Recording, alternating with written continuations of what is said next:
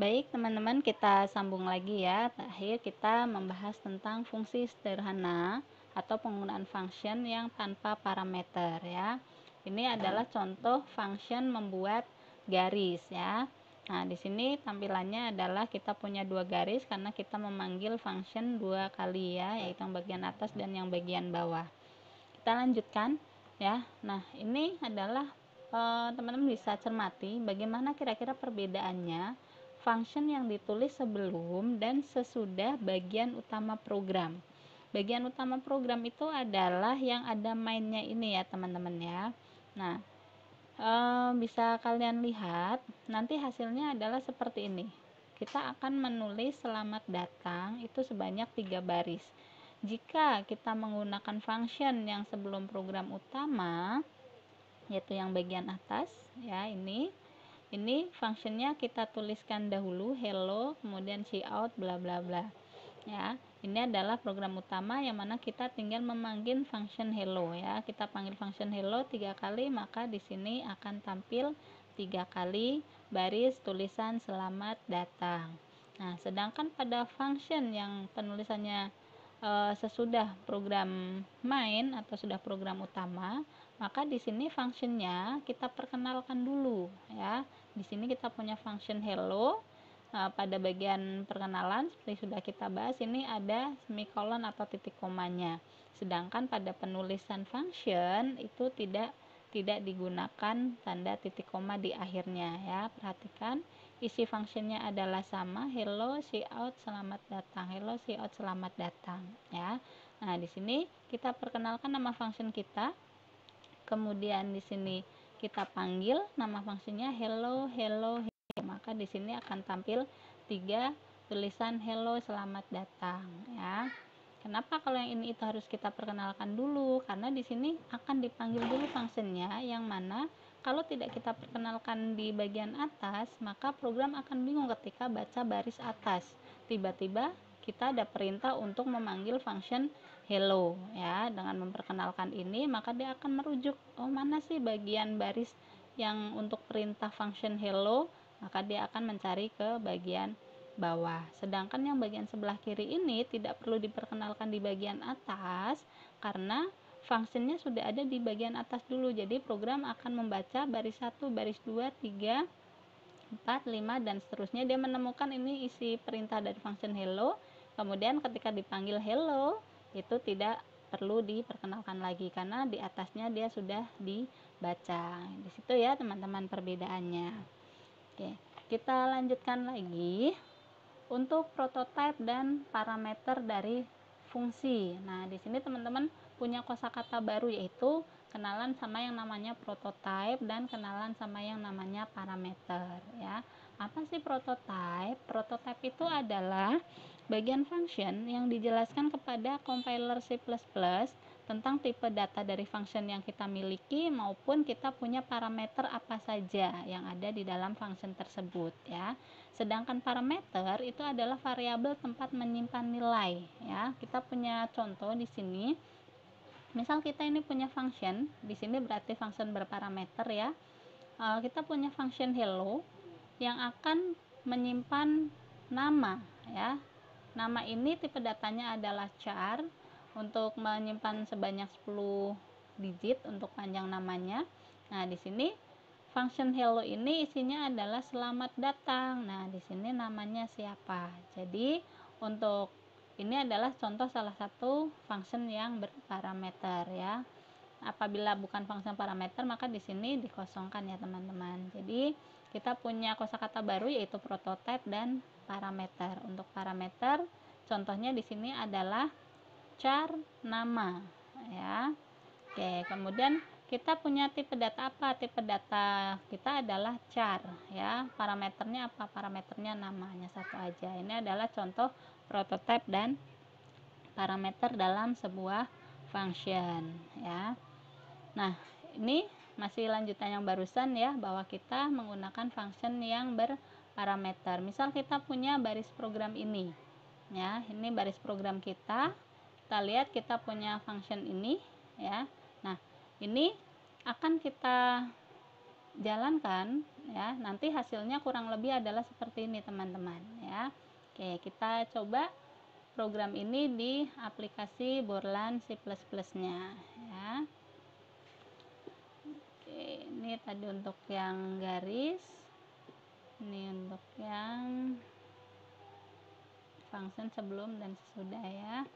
Nah, ini tadi yang untuk Dian dan Rangga ya. Ini bisa kita running ya. Ini kita running. Sini kita punya nama function kita adalah hello ya. Ini adalah parameter kita dan prototype kita tipenya ini adalah char untuk nama ya. Jadi seperti apa kira-kira nanti ini kalau jalannya ketika di running ya, ini adalah hasilnya seperti ini. Kenapa hasilnya bisa seperti ini? Ya, hasilnya bisa seperti ini karena di sini ada hello selamat datang ya. Di sini ada hello ya. Hello ini kenapa bisa muncul hello selamat datang? Karena perintah dari hello ya. Ini adalah hello selamat datang. Kemudian nama ya, jadi hello dia menampung nama Dian, hello menampung Rangga, hello menampung Cinta, itu di sini untuk nama ya, ini namanya. Jadi di sini mana yang fungsinya? Fungsinya adalah yang ini, hello char nama. Jadi artinya nama-nama yang kita tulis pada bagian main itu akan tersimpan di dalam function kita sehingga dihasilkan seperti ini ya. Oke, kita lanjutkan lagi.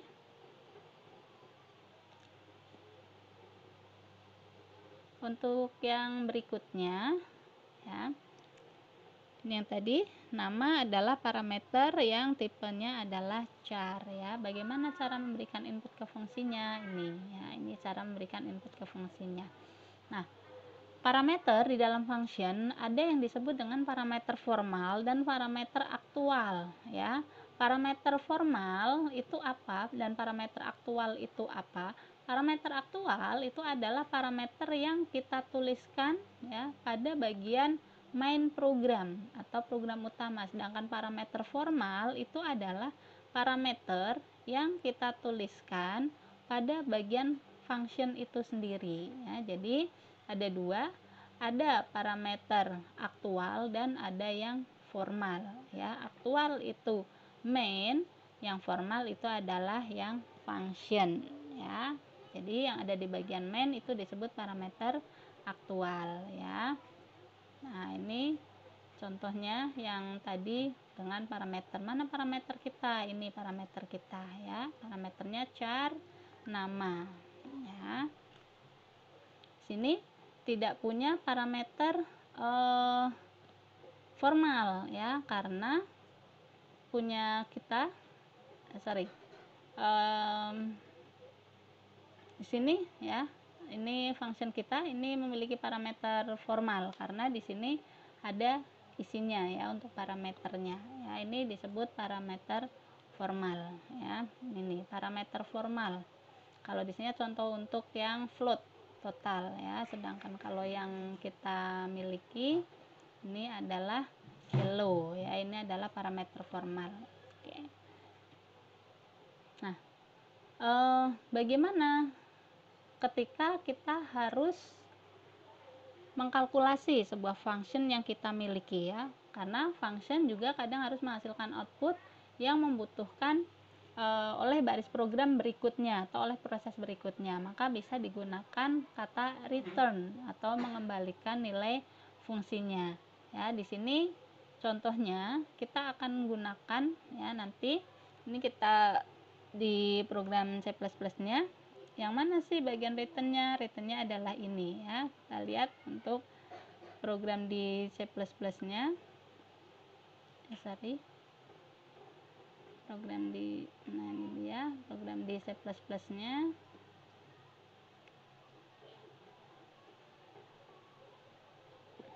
Nah, ini dia.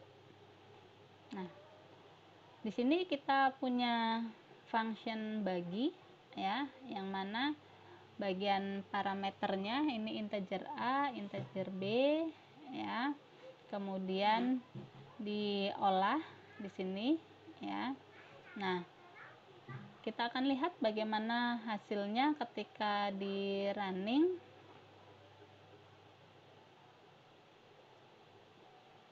Nah, ini adalah hasilnya ketika di running ya. Jadi 5 bagi 2 hasilnya adalah 2,5 ya. Di sini ada float untuk hasil ya. Float A dibagi float B ya. Jadi karena ini untuk hasilnya kita akan menggunakan koma ya, integernya. Ini A dan B-nya dari mana? A dan B-nya adalah dari sini ya. Oke, jadi function kita adalah namanya bagi dengan parameter formal yaitu integer A dan integer B ya. Nah, di sini untuk hasil itu adalah proses atau variabel yang digunakan untuk menyimpan proses pembagian integer A dibagi dengan integer B. Kita menggunakan return hasil karena hasilnya ini adalah akan dipanggil di sini ya. Nah, jadi ketika di program main, maka di sini kita tinggal memanggil untuk function bagi. Sekali lagi yang dipanggil adalah bukan hasil ya, tetapi nama functionnya ya. Ini adalah isi untuk integer A dan yang dua ini adalah isi untuk integer B. Maka ketika di running hasilnya adalah 5 bagi 2 hasilnya adalah nah ini ya 2,5. 2,5 dari mana? Bagi ya, 5 bagi 2. Nah, jadi ini untuk mengisi variabel A, ini mengisi variabel B, kemudian ada proses hasil yang merupakan pembagian dari variabel A dibagi variabel B. Ya, oke, teman-teman. Mudah-mudahan cukup jelas ya untuk penggunaan dari return ya. Kenapa harus pakai return tadi di sini hasil? Karena proses dari perhitungan hasil ini akan dipanggil oleh function atau akan dipanggil pada program mainnya ya. Di sini bagi ini akan memanggil dari hasil, maka kita bisa menggunakan return ya. Oke, kita lanjutkan lagi. Kemudian ini ya contoh yang sama untuk return. Kalau di sini yang kita gunakan adalah luas ya. Ini adalah parameter formalnya yaitu sisi. Ini program utama kita ya. Float, luas dari bujur sangkar. Jadi ini kita akan menghitung luas bujur sangkar yang hasilnya 18. Dari mana 18-nya? Rumus dari luas itu adalah sisi dikali sisi. Nah, kita punya nama kita punya nama functionnya itu adalah luas ya, yang mana rumusnya adalah sisi dikali sisi. Setelah kita buat functionnya, baru kita panggil pada program utamanya ya. Luas bujur sangkar, ini manggil luas kita yang sudah ada rumusnya sisi kali sisi, kita inputkan nilainya ya.